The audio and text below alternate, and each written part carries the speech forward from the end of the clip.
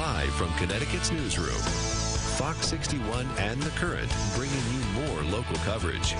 Now, the morning news. Welcome back. Great to have you here. I'm Logan Burns alongside Sarah French. We'll get to our top stories in just a moment. But first, we're checking traffic. Some new school rules to tell you about in Windsor. It's got a lot of students talking. Yeah, and we spoke to those students, and they say the rule is extremely excessive. So let's send it out to Jennifer Lammers. Jen, what's up?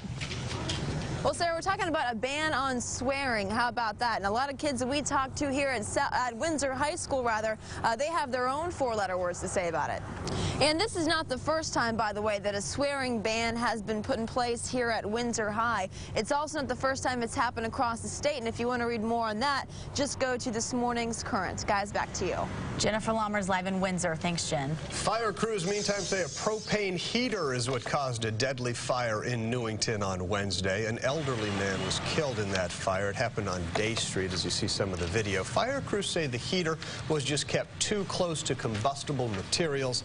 They have ruled this fire an accident. Well, today's the last day on the job for the assistant police chief in New Haven. Peter Reichard is stepping down today. His retirement comes a week after he was ordered to turn in his gun, badge, and keys over problems concerning his management style. Since he's resigning, the city will no longer investigate any misconduct. Meantime, Stephen Hayes is due back in court on Monday. As you know by now, Hayes is one of the two suspects in the deadly 2007 Cheshire home invasion in which 3 people were murdered.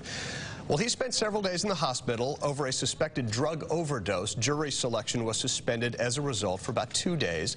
The judge is expected to make a determination as to when jury selection will resume. Now, so far, 4 jurors have been picked for that trial. The trial is scheduled to start in September. Well, when you're driving through Massachusetts, you could soon have a new rule on the road to follow. Let's check in with Fox 61's Joy Lim-Nakran. She's here to tell us all about it. Hey, Joy. Well, Massachusetts is one step closer to dramatically restricting how you can use your cell phone in that state when you're driving. House lawmakers approved a plan to ban all cell phones except if they're hands-free models and only if they have voice-activated dialing, so you don't have to sit there and punch those numbers while you drive. And those aren't the only restrictions that they okayed. This proposal was attached to a larger bill designed to crack down on distracted drivers. This bill would ban texting while driving altogether, and it would prohibit anyone under the age of 18 from using cell phones at all while driving. And they're saying that distractions behind the wheel, as we've seen, unfortunately, can be deadly. Hello, guys. Yes, well, we are at the Hamden Station 3, and some camera-shy guys, but I'm going to have Earl. There you are. There's. Check it out, ladies. Check it out, ladies. The firefighters of Station 3. But I want to show you basically a big red hardware store on wheels. And this right here is, well, with me here is Captain Dennis Harrison, and you've got all these compartments, and you're getting the cat calls from the guys over there. Okay, so what do you have in these things? A lot of people see them and they go, oh, what's in the buckets or in the compartments? Incidentally, we're going to be doing this Firehouse Friday on a regular basis, and we would like to have you nominate the firehouse that you'd like for us to feature. So you can go to ctnow.com and nominate a firehouse. And we are live in Hamden. Jeff Vallon, Fox 61 News. Coming up next for you, we've got a special guest that's going to join us. A Connecticut doctor is back from spending a week in Haiti. We're going to talk to that doctor.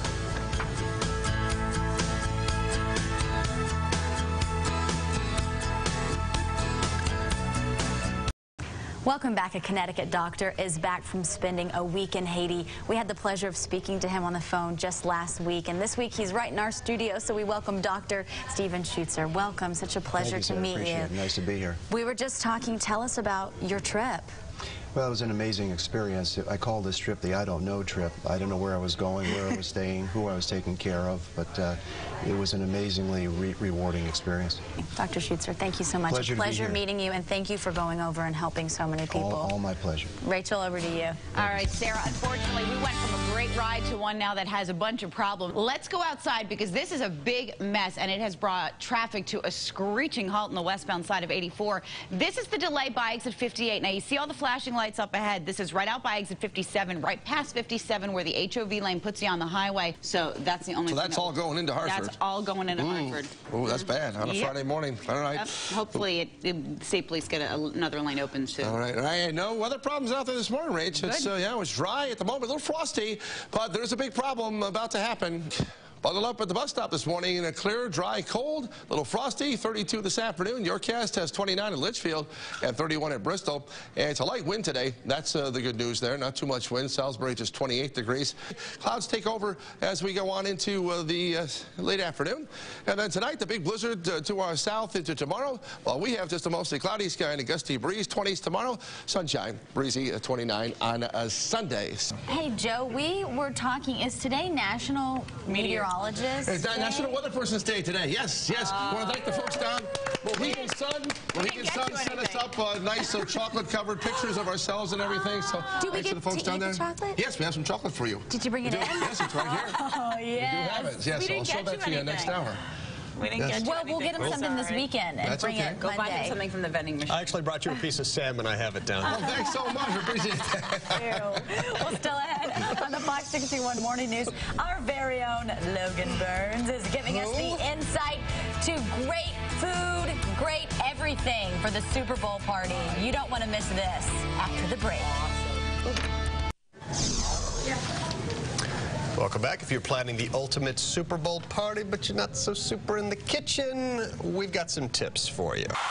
If you want to be a big hit for the big game, remember, whether you slice it, thin it, or toss it, finger foods are the way to go. At Luna Pizza in West Hartford, you have two options. Call as early as you can. Make the call, pick a time, and they'll deliver it, or You also do something kind of a half-baked pizza. You can pick up early and then bake it yourself at home, right? Yeah, I sure do. If you would like, we wouldn't cut the pizza for you. You buy a pizza cutter at any store, cook it halfway, turn your oven on, put it in the oven, cook until it's hot enough for you, and that way you can pick up the pizza at any time and have it ready exactly when you want it. And in addition to that delicious pizza, how about coming here to Franklin Giant Grinders and getting a Super Bowl 6-foot giant grinder? 6-foot grinder is $100, roughly. And How many will that feed? You cut it, you can get probably about 30 people out of it. Joe's family started the Hartford Sandwich Shop more than 40 years ago.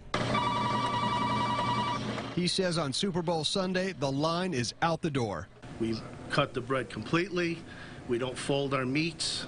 So when you fold it, it looks like you're fluffing up the grinder. Right. We don't do that. So everything's falling out of the Everything edges. is just flat. We just pile it on, and that's it. Oh, baby. The grinders is just out of this world. But what's a Super Bowl party without wings? And at Wings Over West Hartford, Todd, you're out. The Super Bowl's always a big day. they have more than a dozen varieties to choose from. We already have about 30 or 40 orders already made for that day. It's going to be busy all day long. So whether it's pizza, grinders, wings, or other eats, order early and keep your eye on the ball.